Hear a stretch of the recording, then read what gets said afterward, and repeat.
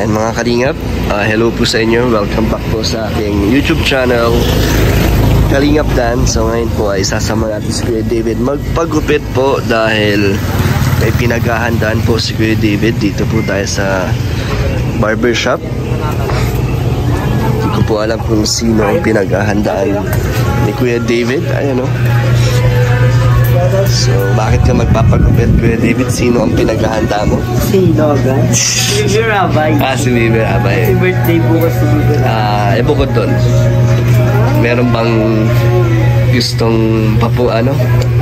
papugian? Yung mga viewers. Mga viewers. Sino pa?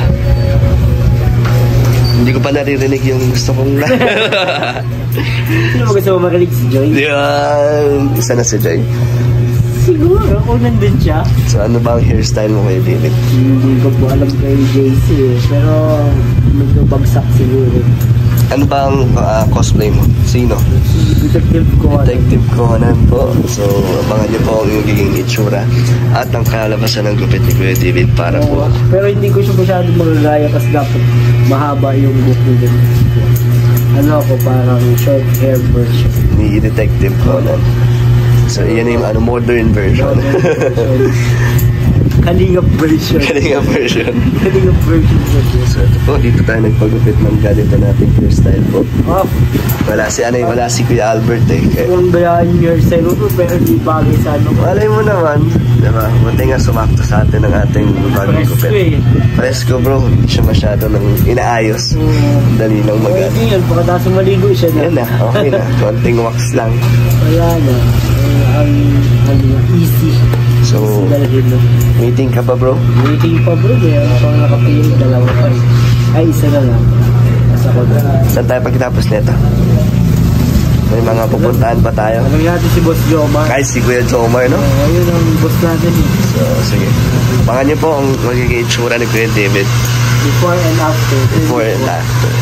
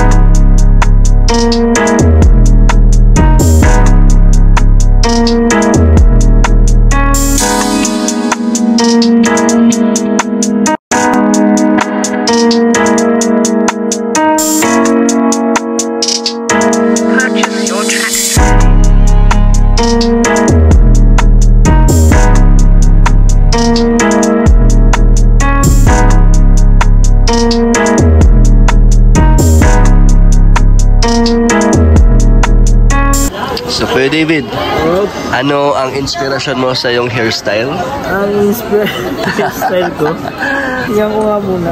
Ganda bro, bagay na bagay sa'yo. Diba? Messy hair nga eh. Messy hair. New ano ba yan? New hairstyle o dati mo pang ano yan? Gupit? Hindi ko alam kung nagganto na ako dati or ano. So ano masasabi mo? Nagustuhan mo naman yung gupit mo? 1 to 10? Feeling ko, okay naman siya sa magiging ko. Character mo. Character. Pero feeling ko hindi ko parang araw-araw na look. Ayaw mo? So paano yung hairstyle mo dyan? Pag mga normal na araw? Siguro ibahin ko na lang. Bakit? Gagawan ko ng style. Kasi parang hindi mo trip yung may bangs? hindi bagay. Dati naman ako may bangs. Okay naman Half of my life may bangs ako. Pero okay naman. Okay naman siya. Bagay naman siya bro. So 1 to 10, gaano ka ka-satisfied? 9.3. Mataas na. Kasi hindi ko kasi medyo maiksi yung buko, di ba? Kala ko hindi din sa gagawin ni JC. Pero naman ni JC. Nakuha naman niya. Oo, nakuha naman niya. Okay. Kasi lagi tayo naka-brush up dati. Tsaka one side yung buhok mo minsan, di ba? Yung hairstyle mo. One side. So, yan. Gusto nga gayahin ni Jomar yun.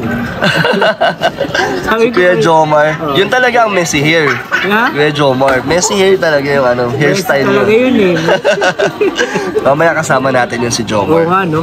Pero ngayon, libre tayo ni Jomar. sana nga eh. Pero ngayon, Kuya David, meron lang ako gusto itanong sa'yo kung Hello? okay lang. Kasi marami talaga nagtatanong dito, di ba? Grabe, ayun. Yung nangyari. Ay, ano nangyari? Nakakaba naman yun, bro. Kung pwede mo lang sagutin, kung pwede lang, Alin? ano ba ang nangyari, Kuya David? Saan? Kasi dami nagtatanong kahit saan kahit kaninong live. Pag nakita ka, yun kagad ang katanungan. Bakit daw ba umiyak si Joy? Hindi ko alam eh. Siyempre, Bakit mo pinaiyak si Joy? Hindi ko naman siya pinaiyak. Hindi. Naiyak lang siya. So, siguro ayoko din naman siya umiiyak eh. Alam naman natin yun. At di naman tayo gano'n na nagpapaiyak na mga tao, lalong-lalo na yung mga babae, malapit sa atin. Pero, siguro abangan ninyo sa susunod na episode. Kasi, Ano ba yan? Para sa mga nanonood, para may abangan sila. sige. Yung ba yung yung purpose nung Actually, hindi ko pa rin hindi ko pa sure. pa sure. So, Mahirap abangan pa nila. mag-spill ng mga details. Pero, para yun sa mga viewers, para sa inyo, kung nag-aalala po kayo, kay Joy, okay naman po siya. Baka nga magkita kami mamaya. You know? Hindi ko alam. So sa inyo ni Joy, wala naman may walang gap, walang parang something na hindi kayo okay, hindi naman. Sa personal yung Napanood buhay. naman nila dun sa Oo nga eh. So totoo naman yun kung ano yung mga nangyari dun sa vlog. Wala naman tayo dun ini-scripted na something. Tama. Kaya, totoong buhay po ito mga vlogs po natin. Totoong kwento ng mga tao na tinutulungan po natin. So ngayon, anong kwento nyo ni Joy? Kamusta naman kayo ni Joy, Kuya David? So eto kasi madami nang nag-request. Hindi ko na nga natupad yung Joyvid na interview eh. Ay, malay mo, matupad mo pa. Hindi natin alam kung pwede. Sa future, di ba? Di natin Oo, alam. sa future, hindi sa ngayon. Hindi sa ngayon. Pero ngayon, ikaw muna ang interview ko, David. So, share ka naman sa mga Joyvid fanatics dyan. Wala ko na siyempre thank you sa mga nagsusupport sa Joy Vlog. Especially kay Joy, kasi ngayon kailangan talaga nila ng support. Alam naman natin na hindi porket napabahayan na ng kalinga. Tapos na. Okay na talaga yung buhay nila, yung parang Hindi. Lang yun, kung mga stepping stone lang yun. Para sa ganun pa rin yung buhay nila eh. Ganun pa rin yung Hindi naman nagbago kasi may bahay na. Nagkapag-asa lang, parang alam mo yun. Parang madilim dati, yung parang nagkaliwanag lang siya ng mapunta doon sa tinulungan lang talaga. So, ganun pa rin naman, kailangan pa rin nila ng pang-araw-araw na, Kaya, thank you sa mga nagsusupport. Sa Kaila Joy, sa Family Joy, lalo na si Kuya Andy. Oo. Sobrang, kahit, tapos na, alam mo yun? Tsaka may tindahan na sila, Oo, may malaking tindahan na tulong sila. yun, no? Sa mga, So, yun po, masaya ako dahil ganun. Natutulungan pa rin sila kahit tapos na yung pabahay. Si Joy, scholar pa rin naman siya. So, pag masaya siya, masaya din ako. And masaya ka sa mga dumadating sa kanyang blessings. Oo, sobra. Actually, may mga paparating pa nga. Wow, madami pa. Oo. May Hong Kong May pa. Hong Kong pa. Take note. At may Hong magkasama Kong kayo pa. doon. Nagkakaroon kaya ng eksena, ng serye sa Hong Kong ang Joyvid? Ayun ang nakadepende sa mga viewers. Kung i-request nila. Kung gusto po ninyo na magkaroon ng ganun, pwede nyo pong i-request dito sa comment section dito sa vlog. Or sa kahit anong vlog ni Kalinga Prab. Ito ba yung first time na out of the country na may kasamang beneficiary? Ito yata yung first time. Oh, first time. Kasi last time sa Singapore, Wala. kalingap lang yun. Oo, family lang nila Rab yun. So sana magkaroon tulad ng Jomcarl sa Baguio. Oo nga, Diba? no? May parang K-drama yung datingan. So kayo, Ikaw abangan ba nila. gusto mo? Ako kung tatanong, syempre, suporta ako sa lahat ng mga love teams natin. Lalo na sa'yo. Sa'yo kasi parang true to life. Sana, hindi natin alam eh. Baka nga. Baka hindi. Ayan, Kuya David, kung ano ang mga nagustuhan mo Ano yun? Nagustuhan saan? Nandito ka na na-hot seat na kita Nagustuhan saan? Grabe bro, nagulat ako sa tanong na yan Para kay Joy, ano yung wants mo sa mga katangian niya? Ano yung mga nakita mo na umantig sa iyong puso? Kay Joy. Siyempre, wala nang iba. Kay Joy? Oo. O sige, hindi naman kailangan lahatin kung ano-ano na yung pinaka-tumatak or pinaka-nakakuha ng iyong atensyon. Siguro yung nagustuhan din ng mga viewers natin, yung niya, character niya. Alam mo yun? Jolly. Iba kasi tayo ng character ng hindi lang siya basta jolly. Parang, alam mo yun, na inapamuhay niya yung kanyang pangalan. Joy. Yun. May mga ganun kasi, bawat angels naman may ganun. Iba't iba silang karakter, iba't ibang katangian na kanilang pinapakita in their own way. So, siguro isa yun. Tapos, syempre, naman magsinungaling pa tayo, maganda. Yun! May dating, no? Malakas ang appeal ni Joy. Malakas. Talaga ba? Tinamaan ka nga eh. Grabe na, sit mo ako bro On the spot talaga to. Akala kasi kay David, lang to onting interview Akala ko about lang sa buhok. Sa buhok lang kanina to eh. Ngayon kay David, kung may pangarap ka para kay Joy, ano yun? Ano yung parang gusto mo matupad ni Joy sa kanyang buhay? Para ang masasabi ko lang sa kanya, tuparin niyo yung pangarap niya. At tutuparin ko yung pangarap. Pangarap mo na ano? Pangarap nyo? Pangarap nyo dalawa? Meron ba kayong pangarap dalawa ni Joy na gusto nyong... Wala, di ba na napapag-usapan? Basta pag natupad niyo yung pangarap niya, masaya ako. Masaya ako. Kasi isang isang achievement natin yun. As a friend, as beneficiary, as kalingap. Napakagandang mapakinggan sa isang tao na ay natupad ko yung pangarap ko. Sobrang fulfilling nun. At masaya ako para sa kanya kung mayayari. And gusto mo maging part doon sa success niya? Na nandyan ka, parang isang suporta.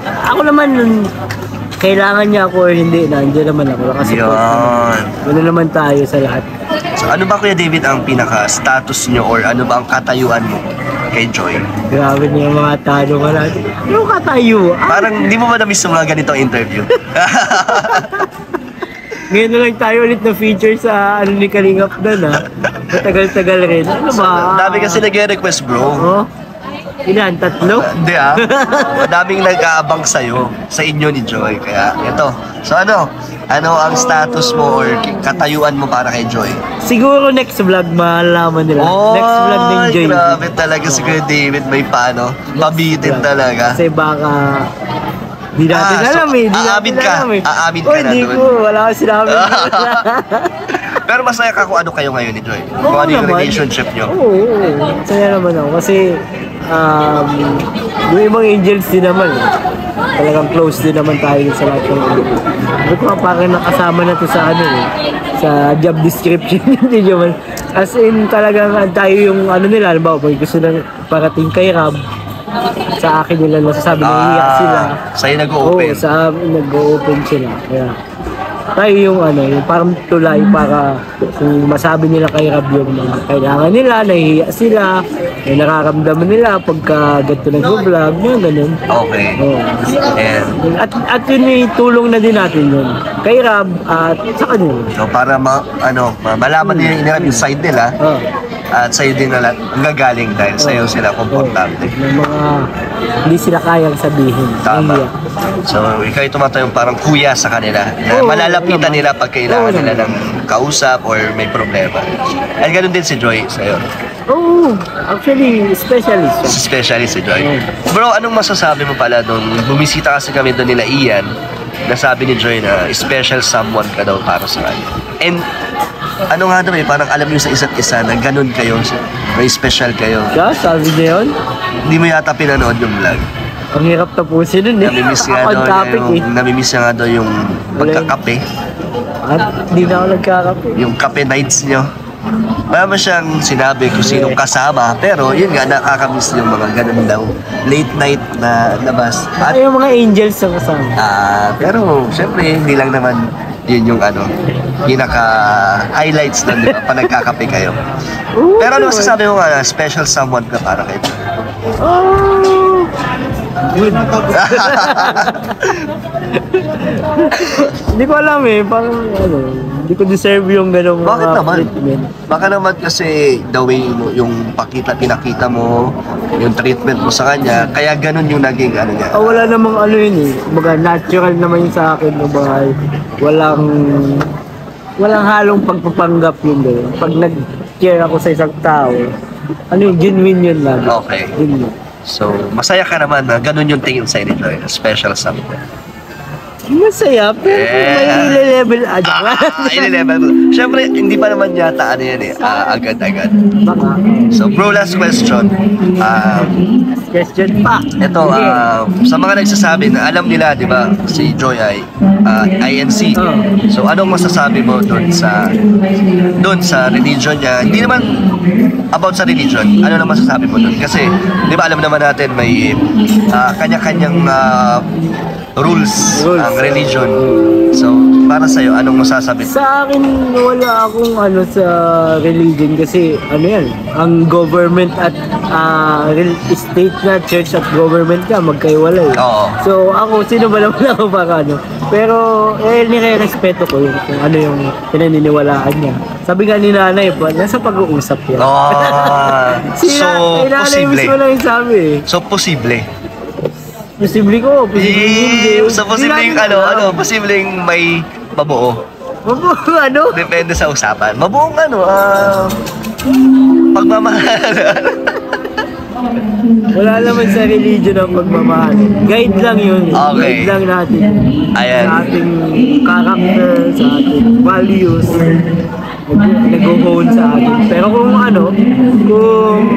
nire-respeto ko lahat naman tayo sa Kalingap, lalo sa team natin. Oo. Kakaiba naman tayo. So, nagre-respetuhan tayo ng kanya-kanya nating paniniwala. Tama. Yan. So, ayun, Kuya David, salamat sa quick interview na to. Thank you, Anong sumusabihin sa mga supporters at sa mga nanonood ng Joyvid dyan?